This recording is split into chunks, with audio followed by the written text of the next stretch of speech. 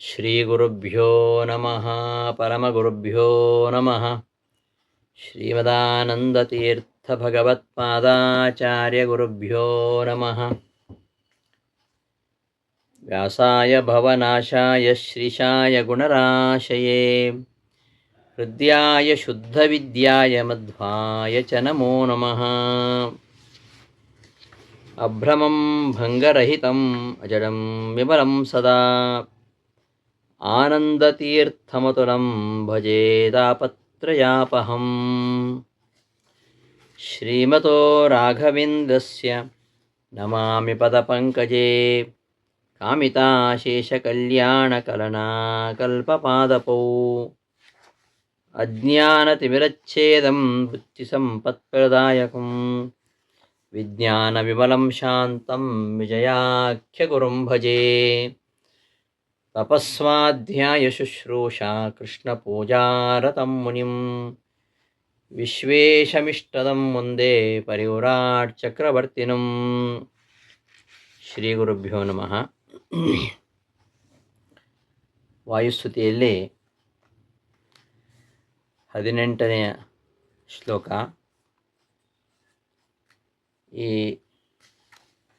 ಪ್ರಾಕ್ಪಂಚಾಶತ್ಸಹಸ್ರೈಃ ವ್ಯವಹಿತಮಮಿತಂ ಯೋಜನೈಃ ಪರ್ವತಂ ತ್ವಂ ಯಾವತ್ ಸಂಜೀವನಾದ್ಯೌಷಧ ನಿಧಿ ಮಧಿಕ ಪ್ರಾಣಲಂಕಾಂ ಅನೈಷೀಃ ಅದ್ರಾಕ್ಷೀದುತ್ಪತಂತಂ ತತ ಉತ ಗಿರಿಮುತ್ ಪಾಟಯಂತಂ ಗೃಹೀತ್ವಾ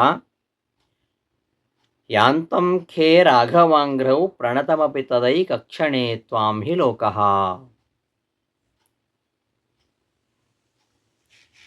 ಈ ಒಂದು ಪದ್ಯದಲ್ಲಿ ಈ ಪದ್ಯ ಹಾಗೂ ಮುಂದಿನ ಪದ್ಯ, ಈ 18ನೇ ಪದ್ಯ ಹಾಗೂ 19ನೇ ಪದ್ಯ,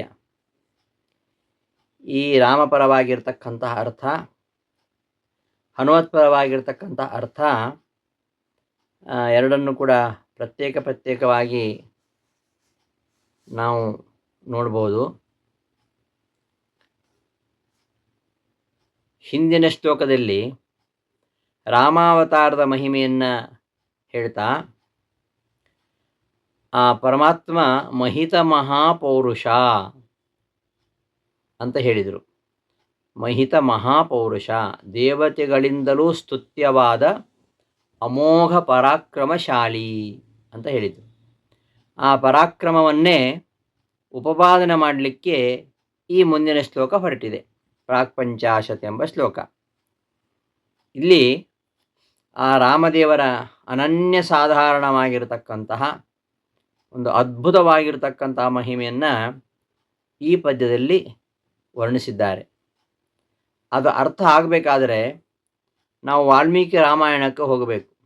ವಾಲ್ಮೀಕಿ ರಾಮಾಯಣದಲ್ಲಿ ಆ ವಿಚಾರ ಬಂದಿದೆ. ಯುದ್ಧಕಾಂಡದಲ್ಲಿ ತಾತ್ಪರ್ಯದ 8ನೇ ಅಧ್ಯಾಯದಲ್ಲೂ ಕೂಡ ಆಚಾರ್ಯರು ಆ ಒಂದು ಕಥಾಭಾಗವನ್ನು ಸಂಗ್ರಹಿಸ್ತಾರೆ. ಏನದು? ರಾಮಾವತಾರದಲ್ಲಿ ಗರುಡನ ಪಾತ್ರ ಏನು? ಇದೊಂದು ಜಿಜ್ಞಾಸೆ ಬಂತು. ಎಲ್ಲ ದೇವತೆಗಳು ವಾನರರಾಗಿ ಅವತಾರ ಮಾಡಿದರು. ಪರಮಾತ್ಮ ರಾವಣಾದಿ ಲೋಕ ಕಂಟಕರನ್ನು ಸಂಹಾರ ಮಾಡಲಿಕ್ಕೋಸ್ಕರವಾಗಿ ರಾಮಚಂದ್ರನೆಂಬ ಹೆಸರಿನಿಂದ ಮನುಷ್ಯನಾಗಿ ಅವತಾರ ಮಾಡಿದ. ಎಲ್ಲ ದೇವತೆಗಳಿಗೂ ವಾನರರಾಗಿ ಅವತಾರ ಮಾಡಿ ಶ್ರೀರಾಮನ ಒಂದು ಸೇವೆ ಮಾಡತಕ್ಕಂತಹ ಅವಕಾಶ ದೊರೀತು. ಆದರೆ ದೇವತೆಗಳಲ್ಲಿ ಗರುಡನಿಗೆ ಮಾತ್ರ ಯಾವ ಒಂದು ಅವತಾರಕ್ಕೂ ಅವಕಾಶ ಇರಲಿಲ್ಲ. ಆದ್ದರಿಂದ ಸ್ವಲ್ಪ ಅವನಿಗೆ ಬೇಜಾರಾಯ್ತಂತೆ. ಆಗ ಪರಮಾತ್ಮ ಅವನಿಗೆ ಸಮಾಧಾನ ಮಾಡಿ ಹೇಳ್ತಾನಂತೆ, ನಿನಗೂ ಕೂಡ ಸೇವೆ ಮಾಡಲಿಕ್ಕೆ ಒಂದು ಅವಕಾಶ ಕಲ್ಪಿಸಿಕೊಡ್ತೇನೆ, ಹೆದರಬೇಡ ಅಂತ. ನೀನು ಅವತಾರ ಮಾಡಿದ್ರೂ ಪರವಾಗಿಲ್ಲ, ನಿನ್ನ ಗರುಡ ರೂಪದಿಂದಲೇ ಬಂದು ನನ್ನ ರಾಮಾವತಾರದಲ್ಲಿ ಸೇವೆ ಮಾಡತಕ್ಕಂತಹ ಒಂದು ಭಾಗ್ಯವನ್ನು ಕಲ್ಪಿಸಿಕೊಡ್ತೀನಿ ಅಂತ ಧೈರ್ಯ ಕೊಟ್ಟು ಹೇಳಿದ್ದ. ಸರಿ, ಮುಂದೇನಾಯಿತು ಅಲ್ಲಿ ಯುದ್ಧರಂಗದಲ್ಲಿ ರಾವಣನ ಮಗ ಇಂದ್ರಜಿತ್ ಅವ ಎಲ್ಲ ವಾನರರನ್ನು ನಾಗಪಾಶದಿಂದ ಬಂಧಿಸಿ ನಿಶ್ಚೇಷ್ಟರನ್ನಾಗಿ ಮಾಡ್ತಾನೆ. ಆಗ ಅವರನ್ನು ನಾಗಪಾಶೆಯಿಂದ ಬಿಡಿಸುವುದಕ್ಕೆ ನಾನು ಸಮರ್ಥನಿದ್ದೇನೆ, ಲಕ್ಷ್ಮಣನು ಸಮರ್ಥನಿದ್ದಾನೆ, ಹನುಮಂತನಿಗೂ ಸಾಮರ್ಥ್ಯ ಇದೆ. ಎಲ್ಲ ವಾನರರಿಗೂ ಆ ಇಂದ್ರಜಿತ್ತು ಏನು ನಾಗಪಾಶ ಬಂಧನ ಮಾಡ್ತಾನೆ ಅದನ್ನು ಬಿಡಿಸಲಿಕ್ಕೆ ಪರಮಾತ್ಮನಿಗೂ ಸಾಮರ್ಥ್ಯ ಇದೆ, ಲಕ್ಷ್ಮಣನಿಗೂ ಸಾಮರ್ಥ್ಯ ಇದೆ, ಹನುಮಂತನಿಗೂ ಸಾಮರ್ಥ್ಯ ಇದೆ. ಹಾಗಿದ್ದರೂ ಕೂಡ ನಾವು ಯಾರೂ ಬಿಡಿಸೋದಿಲ್ಲ. ಆಗ ನಾನು ನಿನ್ನನ್ನು ಸ್ಮರಿಸ್ತೇನೆ, ನೀನೇ ಬಂದು ಆ ಪಾಶಗಳನ್ನೆಲ್ಲ ಬಿಡಿಸಬೇಕು, ಇದೇ ನಿನ್ನ ಸೇವೆ ಅಂತ ಅಪ್ಪಣೆ ಮಾಡಿದ್ದಂತೆ. ಅಂತೆಯೇ ರಾಮರಾವಣರ ಯುದ್ಧ ನಡೀತು. ಇಂದ್ರಜಿತ್ತು ಸಕಲ ವಾನರ ವೀರರನ್ನು ನಾಗಪಾಶೆಯಿಂದ ಬಂಧಿಸಿದ. ಆಗ ರಾಮ ಗರುಡನನ್ನು ಸ್ಮರಿಸಿ ಅವನನ್ನು ಬರಮಾಡಿಕೊಂಡು ಅವನಿಂದ ನಾಗಪಾಶಗಳನ್ನು ಬಿಡಿಸಿದ. ಹೀಗೆ ಗರುಡನಿಗೊಬ್ಬನಿಗಾಗಿಯೇ ಒಂದು ವಿಶೇಷ ಸೇವೆಗೋಸ್ಕರವಾಗಿ ಒಂದು ಸೇವೆಯನ್ನು ಮಾಡತಕ್ಕಂತಹ ಅವಕಾಶವನ್ನು ಕಲ್ಪಿಸಿಕೊಟ್ಟವ ಶ್ರೀರಾಮ. ಅದನ್ನು ಈ ಶ್ಲೋಕದಲ್ಲಿ ತಿರುಗುಂಡದಾಚಾರ್ಯರು ಸಂಗ್ರಹಿಸ್ತಾ ಇದ್ದಾರೆ. ಪ್ರಾಕ್ಪಂಚಾಶತ್ ಸಹಸ್ರೈ ವ್ಯವಹಿತಮಮಿತಂ ಯೋಜನೈ ಪರ್ವತಂ ತ್ವಂ ಯಾವತ್ ಸಂಜೀವನಾದ್ಯೌಷಧ ನಿಧಿಮಧಿಕ ಪ್ರಾಣ ಲಂಕಾಮನೈಷೀಹಿ. ಮೇಲ್ನೋಟಕ್ಕೆ ಕಾಣುವಾಗ ಈ ಅರ್ಥ ಗೊತ್ತಾಗಲ್ಲ ನಮಗೆ. ಇದು ಕೇಳುವಾಗ ನಮಗೆ ಅನಿಸುತ್ತೆ, ಹನುಮಂತ ಗಂಧಮಾದನ ಬರುತ್ತ ಒಂದು ಕಥೆ ಅದನ್ನು ಇಲ್ಲಿ ಸಂಗ್ರಹಿಸಿದ್ದಾರೆ ಅಂತ. ಅದು ಹನುಮಂತನ ಪರವಾಗಿ ವ್ಯಾಖ್ಯಾನ ಮಾಡುವಾಗ ನಮಗೆ ಹೊಳಿತಕ್ಕಂಥ ಅರ್ಥ ಅದು. ಸಂಜೀವಿನಿ ಪರ್ವತವನ್ನು ತಂದು ಅವರ ಪ್ರಾಣವನ್ನು ಉಳಿಸಿದ ಅಂಥೇಳಿ. ರಾಮನ ಪರವಾಗಿ ಅರ್ಥ ಮಾಡುವಾಗ ನಮಗೆ ಈ ಒಂದು ವಿಚಾರ, ರಾಮಾಯಣದಲ್ಲಿ ಯುದ್ಧಕಾಂಡದಲ್ಲಿ ಬಂದಂತಹ ವಿಚಾರ, ಅದನ್ನು ಮನಸ್ಸಲ್ಲಿಟ್ಕೊಂಡು ತಿರುಗುಮಠದಾಚಾರ್ಯರು ಇಲ್ಲಿ ಹೇಳ್ತಿದ್ದಾರೆ. ಪ್ರಾಕ್ಪಂಚಾಶತ್ ಸಹಸ್ರೈ ವ್ಯವಹಿತಮಮಿತಂ ಯೋಜನೈ ಪರ್ವತಂ ತ್ವಂ.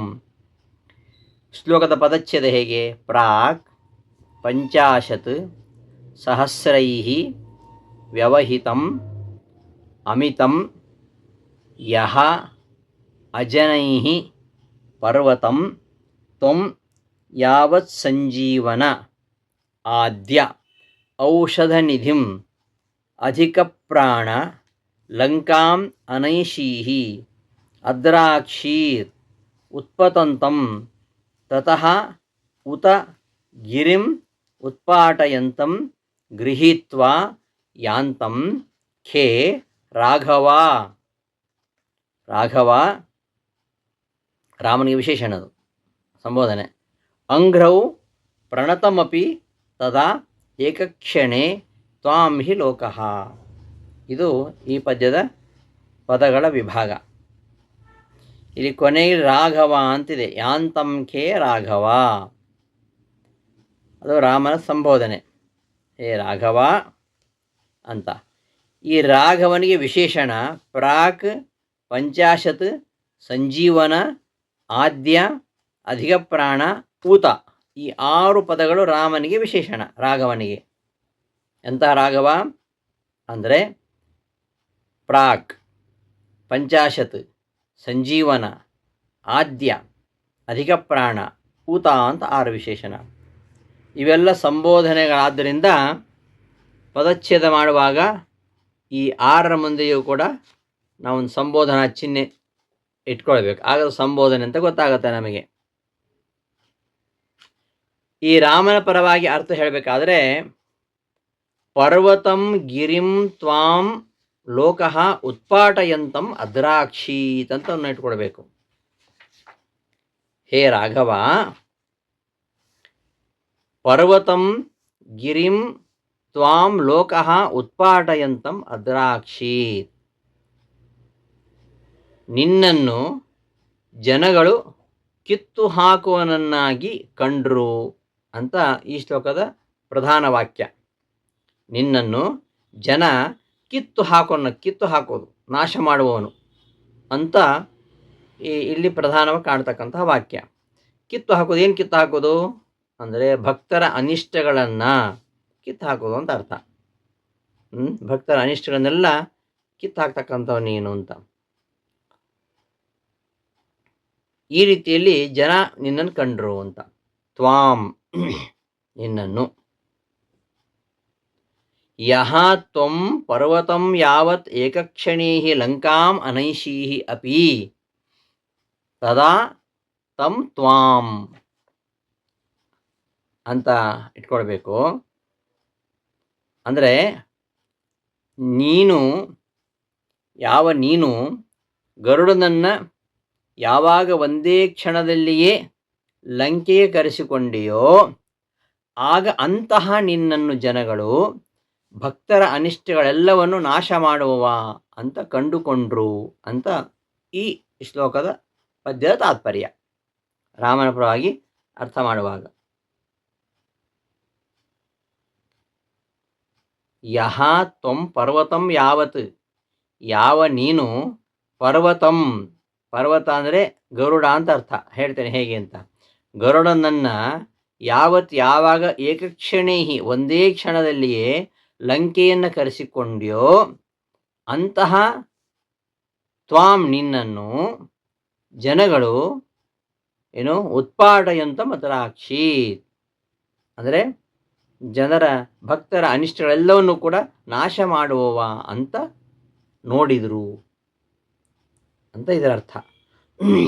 ಇಲ್ಲಿ ಔಷಧನಿಧಿಂ ಪರ್ವತಂ ಔಷಧನಿಧಿಂ ಅಂಘ್ರೌ ಪ್ರಣತಂ. ಪರ್ವತಂ ಯಾವತ್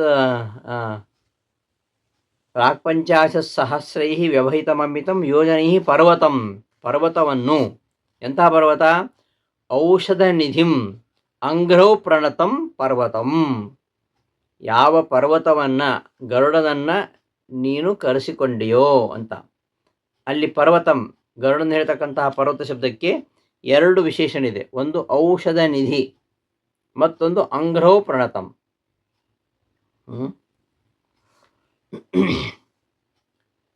ಆಮೇಲೆ ತ್ವಾಂ ನಿನ್ನನ್ನು ಲೋಕ ಹೀಗೆ ತಿಳಿಯುತ್ತೆ, ಹೀಗೆ ಕಾಣುತ್ತೆ ಅಂತ.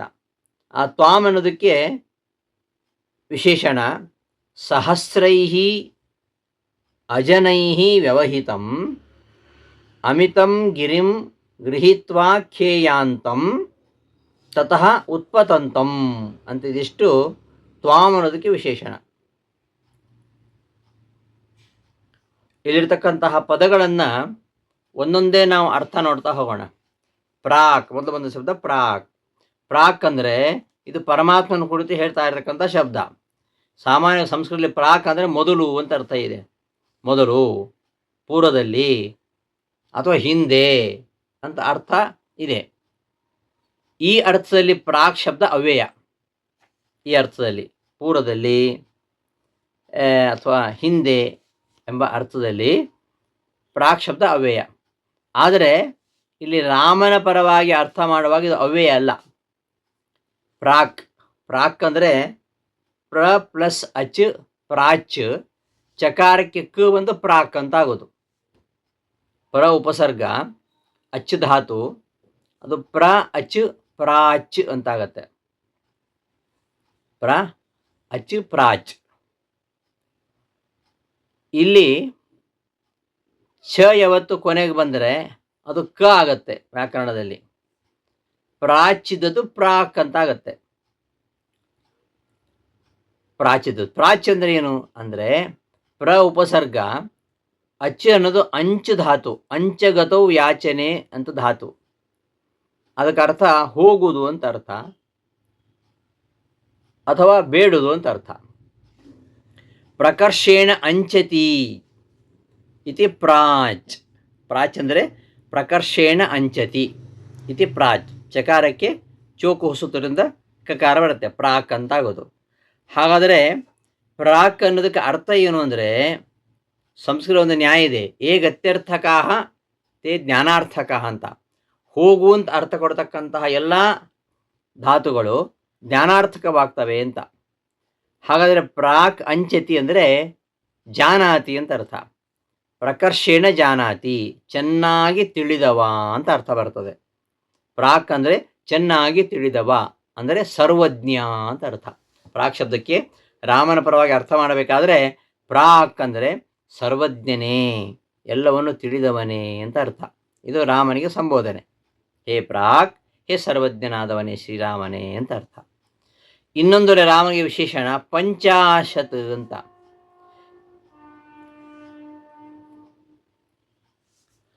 ಪಂಚಾಶತ್ ಶಬ್ದಕ್ಕೆ ಸಾಮಾನ್ಯವಾಗಿ 50 ಅಂತ ಅರ್ಥ ಇದೆ, ಪಂಚಾಶತ್ ಅಂತ. ಆದರೆ ಇಲ್ಲಿ ಹಾಗೆ ಅರ್ಥ ಅಲ್ಲ. ಪಂಚಾಶತ್ ಎಂಬುದನ್ನು ಬಿಡಿಸ್ಕೊಳ್ಬೇಕು. ಪಂಚ ಆ ಶತ್, ಪಂಚ ಅಂದರೆ 5, ಆ ಅಂದರೆ ಚೆನ್ನಾಗಿ ಅಂತ, ಶ ಅಂದರೆ ಸುಖ ಅಂತ, ತ ಅಂದರೆ ವಿಸ್ತರಿಸುವುದು ಅಂತ.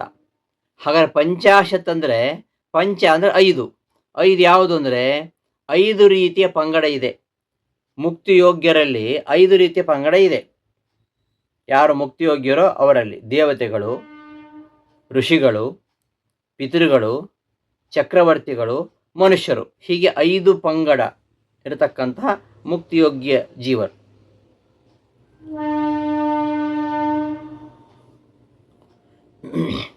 ದೇವತೆಗಳು, ಋಷಿಗಳು, ಪಿತೃಗಳು, ಚಕ್ರವರ್ತಿಗಳು, ಮನುಷ್ಯರು ಅಂತ. ಇವರಿಗೆಲ್ಲ ಆ ಅಂದರೆ ಸಮ್ಯಕ್ ಅಂತ, ಚೆನ್ನಾಗಿ. ಶ ಅಂದರೆ ಸುಖವನ್ನು. ತಕಾರಕ್ಕೆ ತನು ವಿಸ್ತಾರ ಧಾತುವಿನಿಂದ ಆಗಿರತಕ್ಕಂತಹ ಶಬ್ದ ಅದು. ಶ ಅಂದರೆ ಸುಖ. ಶಂ ಸುಖಂ ಶಂಕರ ಶ್ರೇಯ ಅಂತ ಕೋಶ. ಇನ್ನು ತ ಅನ್ನೋದಕ್ಕೆ ತನು ವಿಸ್ತಾರ ಧಾತುವಿನಿಂದ ಆರ್ತಂತಹ ಶಬ್ದ ಅದು. ಹಾಗಾದರೆ ವಿಸ್ತಾರಗೊಳಿಸೋದು, ಸುಖವನ್ನು ವಿಸ್ತಾರಗೊಳಿಸೋದು ಯಾರಿಗೆ? ಪಂಚ, ಈ 5ವರಿಗೆ, ದೇವ ಋಷಿ ಪಿತೃ ಚಕ್ರವರ್ತಿ ಮನುಷ್ಯರಿಗೆ ಚೆನ್ನಾಗಿ ಸುಖವನ್ನು ವಿಸ್ತರಿಸತಕ್ಕಂಥವನೇ ಅಂತ ಅರ್ಥ. ಪಂಚಾಶತ್ ಅಂದರೆ ದೇವಾದಿ ಪಂಚವರ್ಗದ ಮುಕ್ತಿಯೋಗ್ಯರಿಗೆ ಅವರವರ ಯೋಗ್ಯತಾನುಸಾರವಾಗಿ ಮುಕ್ತಿಯಲ್ಲಿ ಸ್ವರೂಪಾನಂದವನ್ನು, ಸುಖ ಅಂದರೆ ಅವರ ಸ್ವರೂಪಾನಂದ, ಅದನ್ನು ಕೊಡ್ತಕ್ಕಂಥವನೇ ಅಂತ ಸಂಬೋಧನೆ. ಹೀಗೆ ಪ್ರಾಗ್ ಪಂಚಾಶತ್. ಇನ್ನು ಸಂಜೀವನ ಅಂತಿದೆ. ಸಂಜೀವನ ಅಂದರೆ ಸಮ್ಯಕ್ ಜೀವಯತಿ ಇದು ಸಂಜೀವನ. ಸಮ್ಯಕ್ ಚೆನ್ನಾಗಿ, ಜೀವಯತಿ ಅಂದರೆ ಪ್ರಾಣಾನ್ ಧಾರಯತಿ, ಬದುಕುವಂತೆ ಮಾಡ್ತಾನೆ, ಚೆನ್ನಾಗಿ ಬದುಕುವಂತೆ ಮಾಡ್ತಾನೆ, ಚೆನ್ನಾಗಿ ಜೀವಿಸುವಂತೆ ಮಾಡ್ತಾನೆ ಅಂತ ಅರ್ಥ ಸಂಜೀವನ ಅಂತ. ಸಂ ಜೀವ, ಸಂ ಅಂದರೆ ಚೆನ್ನಾಗಿ, ಜೀವ ಅನ. ಇನ್ನೊಂದು ಅರ್ಥ ಸಮ್ಯಕ್ ಜೀವಯತಿ ಸಂಜೀವನ, ಎಲ್ಲರನ್ನ ಜೀವಿಸುವಂತೆ, ಚೆನ್ನಾಗಿ ಜೀವಿಸುವಂತೆ ಮಾಡ್ತಾನೆ ಅಂತ ಒಂದು ಅರ್ಥ. ಇನ್ನೊಂದು ಸಂಜೀವ ಅನ, ಸಂಬಂಧ ಚೆನ್ನಾಗಿ, ಅನ ಜೀವನ, ಬದುಕುವುದಕ್ಕೆ ಆಧಾರಭೂತನಾದವನೇ ಅಂತ ಅರ್ಥ. ಪ್ರಾಣಧಾರಕನೇ. ನಾವೆಲ್ಲ ಬದುಕಬೇಕು ಅಂದರೆ ಪರಮಾತ್ಮ ಅವ ಆಧಾರವಾಗಿರಬೇಕು. ಎಲ್ಲರೂ ಬದುಕಲಿಕ್ಕೆ ಆಧಾರಭೂತವಾಗಿರ್ತಕ್ಕಂಥವನೇ, ಅರ್ಥಾತ್ ಪ್ರಾಣಧಾರಕನೇ ಅಂತ ಅರ್ಥ ಸಂಜೀವನ ಅಂತ. ಸಂಜೀವನ. ಇನ್ನೊಂದು ವಿಶೇಷಣ ಇದೆ, ಆದ್ಯ. ಆದ್ಯ ಅಂದ್ರೇನು? ಆದೌ ಭವಃ ಆದ್ಯ, ತತ್ಸಂಬುದ್ಧೌ ಆದ್ಯ. ಆದ್ಯ ಶಬ್ದದ ಸಂಬೋಧನೆ ಆದ್ಯ. ಇಲ್ಲಿ ಆದೌ ಭವಃ ಮೊದಲು ಇರುವವನು, ಎಲ್ಲರಿಗಿಂತಲೂ ಮೊದಲಿದ್ದವನು ಅಂತ, ಅನಾದಿ ನಿತ್ಯ ಅಂತ ಅರ್ಥ. ಪರಮಾತ್ಮ ಒಬ್ಬನೇ ಇದ್ದ ಮೊದಲು, ಮತ್ತೆ ಎಲ್ಲರನ್ನು ಸೃಷ್ಟಿ ಮಾಡಿದ.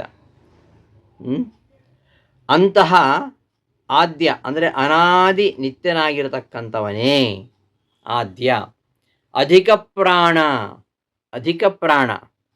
ಪ್ರಾಣ ಶಬ್ದಕ್ಕೆ ಬಲ ಅಂತೂ ಅರ್ಥ ಇದೆ. ಪ್ರಾಣ ಶಬ್ದಕ್ಕೆ ಶಕ್ತಿ ಪರಾಕ್ರಮ ಪ್ರಾಣೌ. ಇನ್ನು ಅಧಿಕ ಅಂದರೆ ಅನಂತ ಬಲವುಳ್ಳವ ಅಂತ. ಅನಂತ ಬಲವುಳ್ಳವ, ಅಪರಿಮಿತವಾದ ಬಲಶಾಲಿ, ಅವನು ಯಾರು? ಪರಮಾತ್ಮ. ಅಧಿಕ ಪ್ರಾಣ ಅಂದರೆ ಅನಂತ ಬಲವುಳ್ಳವನೇ, ಅಪರಿಮಿತ ಬಲಶಾಲಿಯೇ ಅಂತ ಅರ್ಥ. ಮತ್ತು ಉತ, ಉತ ಅನ್ನೋದು ಸಂಸ್ಕೃತದಲ್ಲಿ ಅವ್ಯಯ, ನಿಜವಾಗಿಯೂ ಅವ್ಯಯ.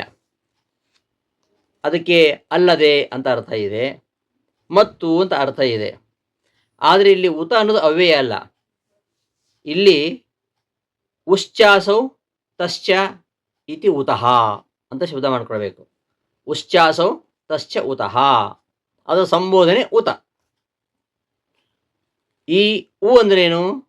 ಉ ಅಂದರೆ ಉಚ್ಚ ಅಂತ ಅರ್ಥ, ಉತ್ಕೃಷ್ಟ, ಶ್ರೇಷ್ಠ ಅಂತ. ಉಕಾರೇಣ ಉಚ್ಚ ಮುಚ್ಚತೆ ಎಂಬುದಾಗಿ ಛಾಂದೋಗ್ಯ ಉಪನಿಷತ್ತಿನ ಭಾಷ್ಯದಲ್ಲಿ ಆಚಾರ್ಯ ಹೇಳ್ತಾರೆ. ಉಕಾರೇಣ ಉಚ್ಚ ಮುಚ್ಚತೆ ಅಂತ. ಉ ಅಂದರೆ ಉಚ್ಚ, ಉತ್ಕೃಷ್ಟ ಅಂತ ಅರ್ಥ.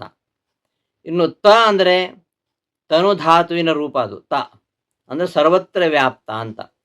ಹಾಗಾದರೆ ಉತ ಅಂದರೆ ಸರ್ವೋತ್ಕೃಷ್ಟನಾದವನು, ಸರ್ವತ್ರ ವ್ಯಾಪ್ತನಾದವನೇ ಅಂತಹ ರಾಘವ ಶ್ರೀರಾಮಚಂದ್ರನೇ ಅಂತ. ಇಷ್ಟು ರಾಮನಿಗೆ ವಿಶೇಷಣವಾಚಕ ಪದಗಳು. ಪ್ರಾಕ್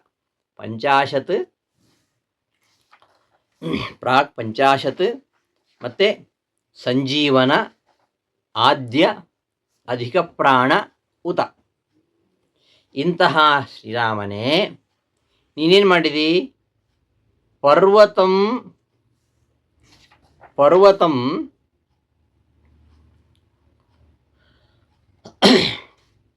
ಲಂಕಾಂ ಅನೈಷೀಹಿ,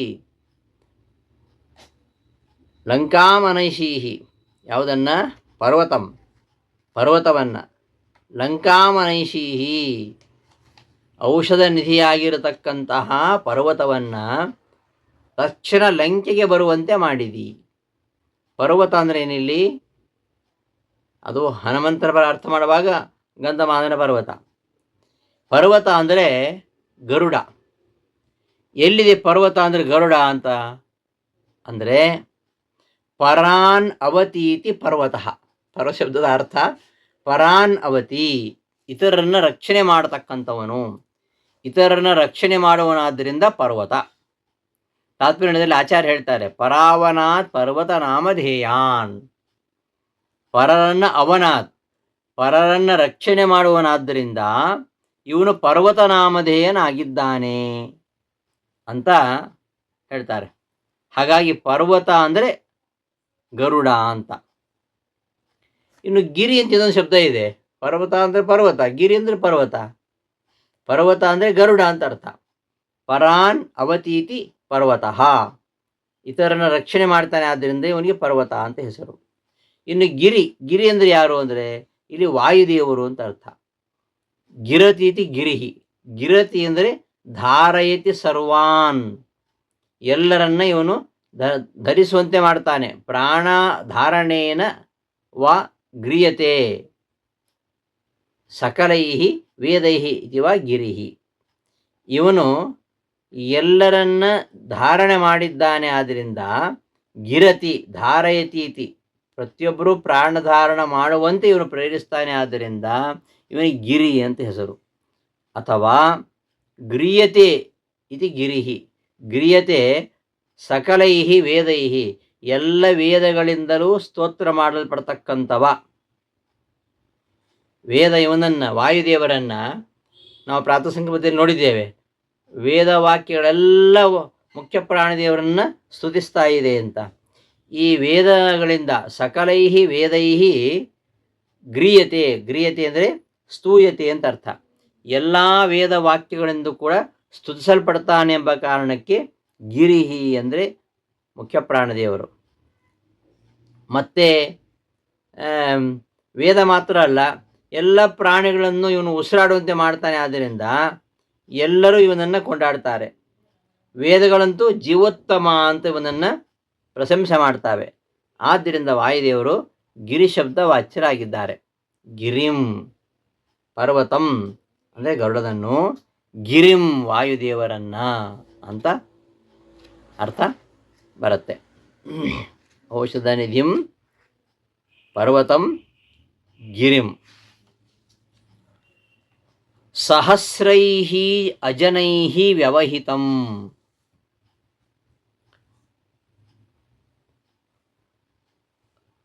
ಸಹಸ್ರೈ ಅಜನೈ ವ್ಯವಹಿತಂ. ಇದು ರಾಮನಿಗೆ ವಿಶೇಷಣ. ಸಹಸ್ರೈ ಅಂದರೆ ಸಾವಿರಾರು, ಅಜನೈ, ಅಜನ ಅಂದರೆ ಯಾರು?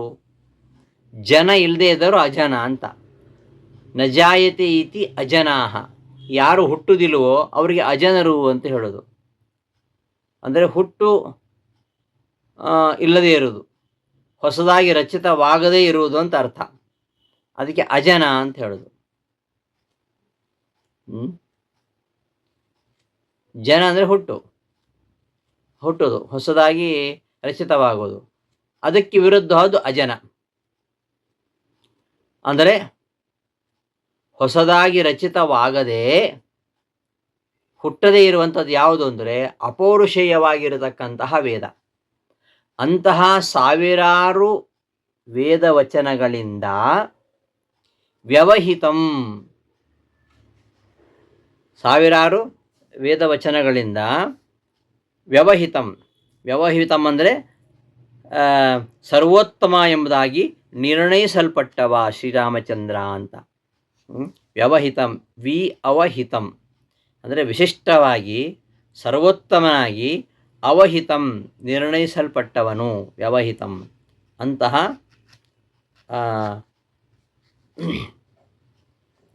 ಇದು ರಾಮನಿಗೆ ವಿಶೇಷಣ. ಗಿರಿಂ ಗೃಹೀತ್ವಾ ಖೇಯಾಂತಂ. ಗಿರಿ ಅಂದರೆ ವಾಯು ಅಂತ ಹೇಳಿದೆ, ವಾಯುದೇವರು. ಗಿರಿರ್ವಾಯು ಸಮುದ್ದಿಷ್ಟ ಅಂತಿದೆ. ವಾಯುವನ್ನು, ಮುಖ್ಯ ಪ್ರಾಣನನ್ನು ಗೃಹೀತ್ವಾ ಕರೆದುಕೊಂಡು, ತನ್ನ ಜೊತೆಗೆ ಕರೆದುಕೊಂಡು ಇವನು ಸಂಚರಿಸ್ತಾ ಇರ್ತಾನೆ ಪರಮಾತ್ಮ. ಎಲ್ಲಿವರೆಗೆ ಪ್ರಾಣಿಯವರು ನಮ್ಮಲ್ಲಿರ್ತಾರೆ ಅಲ್ಲಿವರೆಗೂ ಪರಮಾತ್ಮ ಇರ್ತಾನೆ ನಮ್ಮೊಳಗೆ. ಆ ಪ್ರಾಣನನ್ನು ಕರ್ಕೊಂಡು ಹೊರಟು ಬಿಡ್ತಾನೆ. ಮುಖ್ಯ ಪ್ರಾಣನನ್ನು ಕರೆದುಕೊಂಡು ಈ ಎಲ್ಲ ಇಂದ್ರಿಯಗಳಲ್ಲಿ, ಖೇಯಾಂತಂ ಇಂದ್ರಿಯಗಳಲ್ಲಿ ನಿಯಾಮಕನಾಗಿ ಸಂಚಾರ ಮಾಡತಕ್ಕಂಥವನು ಅಂತ ಅರ್ಥ. ಎಲ್ಲ ಇಂದ್ರಿಯಗಳಿಗೂ ಮುಖ್ಯ ಪ್ರಾಣನೇ ಮುಖ್ಯ ನಿಯಾಮಕ. ಪ್ರಾಣವಿಲ್ಲದೆ ಹೋದರೆ ಯಾವ ಇಂದ್ರಿಯ ಕೆಲಸ ಮಾಡೋದಿಲ್ಲ. ಹೀಗೆ ಸರ್ವ ಇಂದ್ರಿಯಗಳಿಗೆ ಒಡೆಯನಾಗಿರ್ತಕ್ಕಂತಹ ಮುಖ್ಯ ಪ್ರಾಣ ಜೊತೆಗೆ ಅವನು ಸಕಲ ಇಂದ್ರಿಯಗಳಿಗೂ ನಿಯಾಮಕನಾಗಿ ಇರತಕ್ಕಂಥವನು. ಅಂತಹ ಮುಖ್ಯ ಪ್ರಾಣನಿಗೂ ಶ್ರೀಹರಿ ಮುಖ್ಯ ನಿಯಾಮಕನಾಗಿದ್ದಾನೆ ಅಂತ ಗಿರಿಂ ಗೃಹೀತ್ವ ಖೇಯಾಂತಂ ಎನ್ನುವುದರ ಅರ್ಥ. ಇನ್ನು ತತ ಉತ್ಪತಂತಂ. ತತಃ ಅಂದರೆ ಇದು ಅವ್ಯಯ, ಅದರಿಂದ ಅಂತ ಅರ್ಥ. ಅದರಿಂದ ಅಥವಾ ಅದಕ್ಕಿಂತಲೂ ಅಂತ. ಅದಕ್ಕಿಂತಲೂ ಅಂದರೆ ಹಿಂದೆ ಹೇಳಿದಂತಹ ಇಂದ್ರಿಯಗಳಿಗಿಂತಲೂ ಉತ್ಪತಂತಂ ಮೇಲಕ್ಕೆ ಹಾರತಕ್ಕಂಥವನು ಅಂತ. ಅಂದರೆ ಅವುಗಳನ್ನು ಮೀರಿದವ ಅಂತ. ಇಂದ್ರಿಯಗಳನ್ನು ಮೀರಿದವ, ಅವುಗಳಿಗೆ ಒಳಗಾಗದವ. ಹೀಗೆ ಉತ್ಪತಂತಂ ಇಂದ್ರಿಯಗಳ ಹಿಡಿತಕ್ಕೆ ಒಳಗಾಗದೆ ಇಂದ್ರಿಯಗಳಿಗೆ ಮೀರಿದವ ಅಂತ ಅರ್ಥ. ಇದನ್ನೇ ನಾವು ಕೇನೋಪನಿಷತ್ನಲ್ಲಿ ಈ ವಿಚಾರ ನೋಡ್ತೇವೆ. ಭಗವಂತನನ್ನು ಕಣ್ಣು ನೋಡುವುದಿಲ್ಲ ಅಂತ. ಹೀಗೆ ಇಂದ್ರಿಯಗಳಿಗೆ ಒಡೆಯನಾಗಿರ್ತಕ್ಕಂತಹ ಮುಖ್ಯ ಪ್ರಾಣನಿಗೆ ನಿಯಾಮಕನಾದರೂ ಕೂಡ ಅವರನ್ನು ಯಾವ ಇಂದ್ರಿಯವೂ ಕೂಡ, ಅಂತಹ ಪರಮಾತ್ಮನನ್ನು ಯಾವ ಇಂದ್ರಿಯವೂ ಕೂಡ ಸಮಗ್ರವಾಗಿ ಗ್ರಹಿಸಲಾಗುವುದಿಲ್ಲ ಅಂತ ಇದಿರತಕ್ಕಂತಹ ಪದಗಳ ಅರ್ಥ. ಇನ್ನು ರಾಮಪರವಾಗಿ ಅನ್ವಯಾನುಸಾರ ಅರ್ಥ ಹೇಗೆ ಅಂತ ನೋಡ್ತಾ ಹೋಗೋಣ.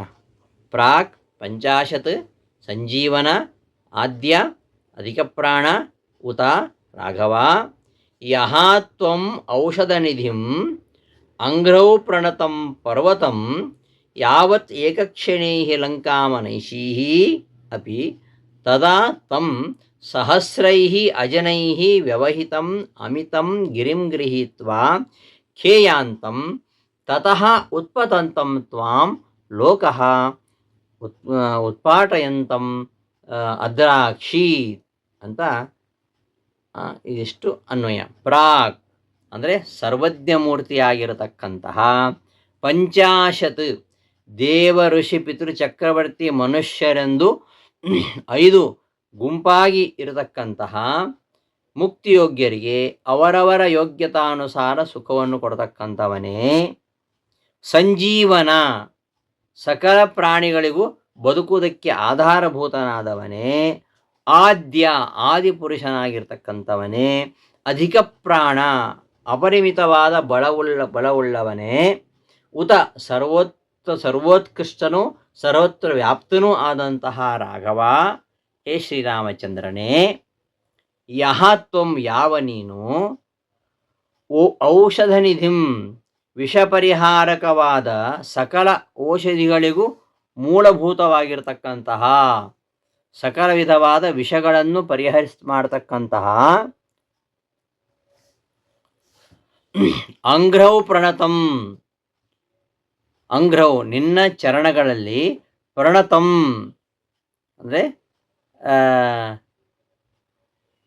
ನಮಸ್ಕಾರ ಮಾಡಿದಂತಹ, ರಾಮಾವತಾರದಲ್ಲಿ ಸಕಲ ದೇವತೆಗಳಿಗೂ ವಾನರರಾಗಿ ಸೇವೆ ಸಲ್ಲಿಸಲು ಅವಕಾಶ ಕೊಟ್ಟ ಹಾಗೆ ನನಗೂ ಸಹ ಒಂದು ಸೇವಾ ಕಾರ್ಯವನ್ನು ಕಲ್ಪಿಸಿಕೊಡಬೇಕು ಅಂತ ನಮಸ್ಕಾರ ಮಾಡಿದಂತಹ ಪರ್ವತಂ ಗರುಡನನ್ನು, ಯಾವಾಗ ಏಕಕ್ಷಣೆ ಒಂದೇ ಕ್ಷಣದಲ್ಲಿ ಲಂಕಾಪಟ್ಟಣಕ್ಕೆ ಅನೈಷೀಹಿ ಅಪಿ ಕರೆಸಿಕೊಂಡೆಯೋ, ನಾಗಪಾಶದಿಂದ ಬದ್ಧರಾಗಿರತಕ್ಕಂತಹ ಎಷ್ಟೋ ಕಪಿಗಳನ್ನು ಸ್ವಸ್ಥ ಪಡಿಸುವಂತೆ ಮಾಡಿದೆಯೋ ಅಂತ ಅರ್ಥ. ತದಾ ಆಗ ತಂ ಅಂತಹ ನಿನ್ನನ್ನು, ಅಂತಹ ಸಹಸ್ರೈಹಿ ಅಜನೈಹಿ ವ್ಯವಹಿತಂ, ಸಹಸ್ರೈಹಿ ಸಾವಿರಾರು, ಅಜನೈಹಿ ವೇದವಾಕ್ಯಗಳಿಂದ, ವ್ಯವಹಿತಂ ಸರ್ವೋತ್ತಮನೆಂದು ನಿರ್ಣೀತನಾಗಿರತಕ್ಕಂತಹ, ಅಮಿತಂ ಅಪಾರನೂ ಅನಂತನೂ ಆಗಿರತಕ್ಕಂತಹ, ಗಿರಿಂ ಇಂದ್ರಿಯಗಳಿಗೆಲ್ಲ ಒಡೆಯನಾಗಿರತಕ್ಕಂತಹ ಮುಖ್ಯಪ್ರಾಣನನ್ನು ಗೃಹೀತ್ವ ಕರೆದುಕೊಂಡು, ಅಂದರೆ ಅವನ ಜೊತೆಗೇನೆ ಖೇ ಇಂದ್ರಿಯಗಣದಲ್ಲಿ ಯಾಂತಂ ಸಂಚಾರ ಮಾಡತಕ್ಕಂತಹ, ತತಃ ಅವುಗಳಿಂದ ಉತ್ಪತಂತಂ ಆ ಇಂದ್ರಿಯಗಳಿಂದಲೂ ಉತ್ಪತಂತಂ ಮೀರಿದವನಾಗಿರತಕ್ಕಂತಹ, ತ್ವಾಂ ನಿನ್ನನ್ನು, ಲೋಕಃ ಜನಗಳು, ಉತ್ಪಾಟಯಂತಂ ಭಕ್ತರ ಸಕಲ ಅನಿಷ್ಟಗಳನ್ನು ನಿವಾರಣೆ ಮಾಡತಕ್ಕಂಥವನು ಎಂಬುದಾಗಿ ಅದ್ರಾಕ್ಷಿ ಕಂಡರು ಅಂತ ರಾಮಪರವಾದ ಅರ್ಥ. ಇನ್ನೊಮ್ಮೆ ಹೇಳ್ತೇನೆ ನೋಡಿ. ಪ್ರಾಕ್ ಸರ್ವಜ್ಞ ಮೂರ್ತಿಯಾದ 50 ದೇವ ಋಷಿ ಪಿತೃ ಚಕ್ರವರ್ತಿ ಮನುಷ್ಯರೆಂದು 5 ಗುಂಪಾಗಿರತಕ್ಕಂತಹ ಮುಕ್ತಿಯೋಗ್ಯರಿಗೆ ಅವರವರ ಯೋಗ್ಯತಾನುಸಾರವಾಗಿ ಸುಖವನ್ನು ಕೊಡುವಂತಹ ಸಂಜೀವನ, ಸಕಲ ಪ್ರಾಣಿಗಳು ಬದುಕುವುದಕ್ಕೆ ಆಧಾರಭೂತನಾದಂತಹ ಆದಿಪುರುಷನಾದ, ಅಧಿಕ ಪ್ರಾಣ ಅಪರಿಮಿತವಾದ ಬಲವುಳ್ಳ, ಉತ ಸರ್ವೋತ್ಕೃಷ್ಟನೂ ಸರ್ವತ್ರ ವ್ಯಾಪ್ತನೂ ಆದಂತಹ ರಾಘವ ಶ್ರೀರಾಮಚಂದ್ರನೇ, ಯಹ ತ್ವಂ ಯಾವ ನೀನು, ಆ ಔಷಧನಿಧಿಂ ವಿಷಪರಿಹಾರಕವಾದ ಸಕಲ ಔಷಧಿಗಳಿಗೂ ಮೂಲಭೂತನಾಗಿರತಕ್ಕಂತಹ, ಅಂಘ್ರೌ ಪ್ರಣತಂ ನಿನ್ನ ಚರಣಗಳಲ್ಲಿ ನಮಸ್ಕಾರ ಮಾಡಿದಂತಹ, ಪರ್ವತಂ ಗರುಡನನ್ನು, ಯಾವಾಗ ಏಕಕ್ಷಣೆ ಒಂದೇ ಕ್ಷಣದಲ್ಲಿ ಲಂಕಾಪಟ್ಟಣಕ್ಕೆ ಅನೈಷೀಹಿ ಅಪಿ ಕರೆಸಿಕೊಂಡೆಯೋ, ತದಾ ಆಗ ತಂ ಅಂತಹ ಸಹಸ್ರೈಹಿ ಅಜನೈಹಿ ಸಾವಿರಾರು ವೇದವಾಕ್ಯಗಳಿಂದ, ವ್ಯವಹಿತಂ ಸರ್ವೋತ್ತಮನೆಂದು ನಿರ್ಣೀತನಾದ, ಅಮಿತಂ ಅಪಾರನೂ ಅನಂತನೂ ಆದ, ಗಿರಿಂ ಇಂದ್ರಿಯಗಳಿಗೆಲ್ಲ ಒಡೆಯನಾಗಿರತಕ್ಕಂತಹ ಮುಖ್ಯಪ್ರಾಣನನ್ನು ಗೃಹೀತ್ವ ಕರೆದುಕೊಂಡು, ಖೇ ಇಂದ್ರಿಯಗಣದಲ್ಲಿ ಯಾಂತಂ ಸಂಚಾರ ಮಾಡತಕ್ಕಂತಹ, ಅರ್ಥಾತ್ ಮುಖ್ಯಪ್ರಾಣದ ದ್ವಾರ ಎಲ್ಲ ಇಂದ್ರಿಯಗಳನ್ನು ಪ್ರೇರಣೆ ಮಾಡತಕ್ಕಂತಹ, ತತಃ ಅವುಗಳಿಂದ ಆ ಇಂದ್ರಿಯಗಳಿಂದ ಉತ್ಪತಂತಂ ಮೀರಿದವನಾದ, ಇಂದ್ರಿಯಗಳಿಗೂ ಸಮಗ್ರವಾಗಿ ಗೋಚರನಾಗದ ಅಂತ ಅರ್ಥ. ಅಂತಹ ತ್ವಾಂ ನಿನ್ನನ್ನು, ಲೋಕಃ ಜನಗಳು, ಉತ್ಪಾಟಯಂತಂ ಭಕ್ತರ ಸಕಲ ಅನಿಷ್ಟಗಳನ್ನು ನಿವಾರಣೆ ಮಾಡತಕ್ಕಂಥವನು ಎಂಬುದಾಗಿ ಅದ್ರಾಕ್ಷಿ ನೋಡಿದರು. ಒಟ್ಟು ಏನು ಹೇಳ್ತಾ ಇರೋದು ಅಂತಂದರೆ, ಪರಮಾತ್ಮ ಶ್ರೀರಾಮಚಂದ್ರ ಸಮಸ್ತವನ್ನು ಬಲ್ಲವನಾದ್ದರಿಂದ ಅವನು ಸರ್ವಜ್ಞ. ದೇವತೆಗಳು, ಋಷಿಗಳು, ಪಿತೃಗಳು, ಚಕ್ರವರ್ತಿಗಳು, ಮನುಷ್ಯೋತ್ತಮರು ಇವರಿಗೆಲ್ಲ ಯಾರು ಮುಕ್ತಿಯೋಗ್ಯರಿದ್ದಾರೆ ಅವರವರ ಯೋಗ್ಯತಾನುಸಾರ ಅವರಿಗೆ ಹೆಚ್ಚೆಚ್ಚು ಸ್ವರೂಪಾನಂದವನ್ನು ಕೊಡಲಿಕ್ಕೆ ಸಮರ್ಥ. ಬ್ರಹ್ಮಾದಿ ತೃಣಜೀವರ ಪರ್ಯಂತ ಎಲ್ಲ ಪ್ರಾಣಿಗಳಿಗೂ ಕೂಡ ಪ್ರತಿಯೊಬ್ಬ ಪ್ರಾಣಿಗೂ ಸಹ ಜೀವನಾಧಾರಭೂತನಾಗಿದ್ದಾನೆ. ಎಲ್ಲರಿಗೂ ಮೀರಿದಂತಹ ಅಪರಿಮಿತವಾದ ಅನಂತ ಬಲವುಳ್ಳವನಾಗಿದ್ದಾನೆ, ಸರ್ವೋತ್ತಮನಾಗಿದ್ದಾನೆ, ಸರ್ವವ್ಯಾಪಿಯಾಗಿದ್ದಾನೆ. ಇಂತಹ ಸ್ವಾಮಿ ರಾಮಾವತಾರ ಮಾಡುವ ಸಂದರ್ಭದಲ್ಲಿ ಸಕಲ ದೇವತೆಗಳು ಕೂಡ ಭೂಮಿಯಲ್ಲಿ ವಾನರ ವೀರರಾಗಿ ಅವತಾರ ಮಾಡಿದಾಗ ತನಗೆ ಸಹಾಯ ಮಾಡಬೇಕೆಂದು ಆಜ್ಞೆ ಮಾಡ್ತಾನೆ. ಅದನ್ನು ಕಂಡು ಗರುಡ ತನಗೂ ಕೂಡ ಆ ಸೇವೆಯನ್ನು ಮಾಡಲಿಕ್ಕೆ ಒಂದು ಅವಕಾಶ ಕೊಡಬೇಕು ಅಂತ ಕೇಳಿಕೊಂಡಾಗ, ಪ್ರಾರ್ಥನೆ ಮಾಡಿಕೊಂಡಾಗ ದಯಾಮಯನಾಗಿರ್ತಕ್ಕಂಥ ಶ್ರೀರಾಮ ಅವನಿಗೂ ಸೇವೆ ಮಾಡಲಿಕ್ಕೆ ಅವಕಾಶವನ್ನು ಮಾಡಿಕೊಟ್ಟ, ಅನುಗ್ರಹ ಮಾಡಿದ ಎಂಬ ವಿಚಾರವನ್ನು ಈ ಶ್ಲೋಕದಲ್ಲಿ, ಈ ಪದ್ಯದಲ್ಲಿ ಹೇಳ್ತಾ ಇದ್ದಾರೆ. ಆ ಗರುಡನಿಗೆ ಬಂದಂತಹ ಒಂದು ಅವಕಾಶ ಏನದು? ಆ ರಾವಣನ ಮಗನಾಗಿರತಕ್ಕಂತಹ ಇಂದ್ರಜಿತ್ ಅವ ಈಶ್ವರನ ವರಬಲದಿಂದ ದೃಪ್ತನಾಗಿ ಎಲ್ಲ ವಾನರ ಯೋಧರನ್ನು ನಾಗಪಾಶದಿಂದ ಬಂಧಿಸಿಬಿಡ್ತಾನೆ. ಆ ಕ್ಷಣ ಶ್ರೀರಾಮ ಗರುಡನನ್ನೇ ಲಂಕೆಗೆ ಕರೆಸಿಕೊಳ್ತಾನೆ. ಸಕಲ ವಿಷಗಳನ್ನು ಮೂಲೋತ್ಪಾದನೆ ಮಾಡತಕ್ಕಂತಹ ಆ ಗರುಡನ ರೆಕ್ಕೆಯ ಗಾಳಿಯಿಂದಲೇ ಎಷ್ಟೋ ನಾಗಪಾಶಗಳು ಬಿಟ್ಟು ಹೋಗ್ತವೆ. ಅವನ ಆ ದರ್ಶನವಾದ ಮೇಲಂತೂ ಎಲ್ಲ ನಾಗಪಾಶಗಳು ಕಳಚಿ ಹೋಗ್ತವೆ. ಇವೆಲ್ಲವೂ ಒಂದೇ ಕ್ಷಣದಲ್ಲಿ ನಡೆದು ಹೋದದ್ದು. ಇದನ್ನು ಕಂಡಂತಹ ಮಹಾಜ್ಞಾನಿಗಳು ಏನು ಹೇಳ್ತಾರೆ? ರಾಮದೇವರ ಕೃಪಾ ಕಟಾಕ್ಷ ಬಿದ್ದ ಮೇಲೆ ಯಾವ ವಿಷಯ ಏನು ಮಾಡಿತ್ತು, ಯಾವ ಅನಿಷ್ಟ ತೊಲಗದೇ ಇರ್ತದೆ. ಆ ರಾಮನ ಆ ಕಣ್ಣ ಕೊಡಿ ನೋಟ ಮಾತ್ರದಿಂದ ಸಕಲ ಅನಿಷ್ಟಗಳು ತೊಲಗ್ತವೆ, ಮಾತ್ರ ಅಲ್ಲ ಸಕಲಾಭೀಷ್ಟಗಳು ಕೂಡ ಸಿದ್ಧಿಸ್ತವೆ ಅಂತ ಇಷ್ಟು ವಿಚಾರ ಈ ಪದ್ಯದಲ್ಲಿ ರಾಮನ ಪರವಾಗಿ ಗೋಚರಿಸ್ತಕ್ಕಂತಹ ವಿಚಾರಗಳು. ಇನ್ನೊಂದು ಅರ್ಥ, ಹನುಮಂತನ ಪರವಾಗಿ ಅರ್ಥ, ಅದನ್ನೊಂದು ನೋಡಿಬಿಡೋಣ. ಇಲ್ಲಿ ಹನುಮಂತನ ಅದ್ಭುತವಾಗಿರತಕ್ಕಂತಹ ಕಾರ್ಯ ಅದನ್ನು ವರ್ಣನೆ ಮಾಡ್ತಾ ಇದ್ದಾರೆ. ಮಹಿತ ಮಹಾಪೌರುಷ ಅಂತ ಹೇಳಿದರು, ಹಿಂದೆ ಬಾಹುಶಾಲಿ ಅಂತ ಹೇಳಿದರು. ಕೇವಲ ಸುಮ್ಮನೆ ಹನುಮಂತನನ್ನು ಸ್ತುತಿಸಲಿಕ್ಕೆ ಹೇಳಿರ್ತಕ್ಕಂತಹ ಪದಗಳಲ್ಲ ಮಹಿತ ಮಹಾಪೌರುಷ ಬಾಹುಶಾಲಿ ಎನ್ನುವುದು, ಪರಂತು ವಾಸ್ತವ ಅಂಶ. ಹನುಮಂತನ ಒಂದು ಅನೇಕ ಅದ್ಭುತ ಕಾರ್ಯಗಳಲ್ಲಿ ನಾವು ನೋಡ್ತೇವೆ. ಅದರಲ್ಲಿಯೂ ಪರಮಾದ್ಭುತವಾಗಿರತಕ್ಕಂತಹ ಕಾರ್ಯ ಗಂಧಮಾದನ ಪರ್ವತವನ್ನು ಕೈಯಲ್ಲೇ ತಂದಂತಹ ವಿಚಾರ.